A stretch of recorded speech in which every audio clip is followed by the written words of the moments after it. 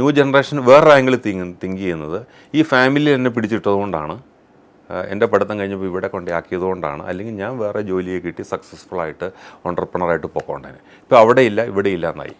ഇതാണ് നമ്മൾ ഈ കാര്യങ്ങൾ ഡിലേ ചെയ്യിച്ചാൽ ഉണ്ടാകുന്ന പ്രശ്നങ്ങൾ. ഈ 10 വർഷം കൊണ്ട് ആ ഫാമിലിയുടെ ആ ബിസിനസ്സിൻ്റെ അതിൻ്റെ ഒരു തിളക്കം നഷ്ടപ്പെട്ടു. കാരണം ഇൻറ്റേർണൽ പ്രോബ്ലംസ് ഒത്തിരി ഡെവലപ്പ് ചെയ്തു. ഇൻറ്റേർണൽ പ്രോബ്ലംസ് ഡെവലപ്പ് ചെയ്യുമ്പോൾ എക്സ്റ്റേണലി എംപ്ലോയീസിനെ, സ്റ്റേക്ക് ഹോൾഡേഴ്സിനെ, കസ്റ്റമേഴ്സിനെ ഇതെല്ലാം പയ്യെ അഫക്റ്റ് ചെയ്ത് തുടങ്ങി. അപ്പോൾ അവരത് വിട്ടുകൊടുക്കുന്നില്ല എന്നും വിട്ടുകൊടുക്കേണ്ട ആൾക്കാർ അവന് എലിജിബിൾ അല്ല എന്നും പറഞ്ഞിങ്ങനെ സമയങ്ങൾ നീട്ടി വിട്ടിക്കൊണ്ടിരിക്കുകയാണ്.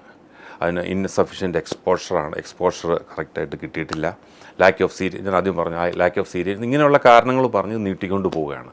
പക്ഷേ എന്തായാലും ഈ ഒരു സയൻറ്റിഫിക് വശങ്ങളിലൂടെ കണ്ടുപിടിച്ച് ഈ ഒരു തിങ്കിങ് മാറ്റി അത് തീരുമാനം എടുക്കുന്നതിന് ഒരേ ദിവസം വൈകുന്തോറും നമുക്ക് ഓരോരോ ചലഞ്ചസ് പുതുതായിട്ട് കയറി വരും എന്ന് വിചാരിച്ച് ഒരു റിട്ടയർമെൻറ്റ് എന്നുള്ള രീതിയിൽ കാണാണ്ട് ആ റിട്ടയർമെൻറ്റ് എന്നുള്ള വാക്കേ മാറിക്കഴിഞ്ഞു. ഇപ്പോൾ അത് റോൾ ചേഞ്ചാണ്, വേറൊരു റോളിൽ ഇരുന്ന് ആക്ട് ചെയ്യുകയാണ്. അങ്ങനെ ഇഷ്ടംപോലെ സക്സസ്ഫുൾ ഫാമിലീസ് ആക്ട് ചെയ്ത് പോകുന്നുണ്ട്.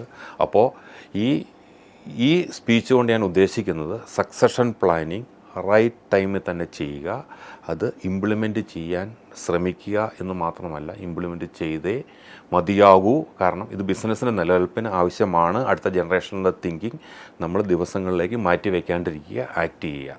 ഇതാണ് ഇതിൻ്റെ ഒരു നട്ട്ഷെൽ.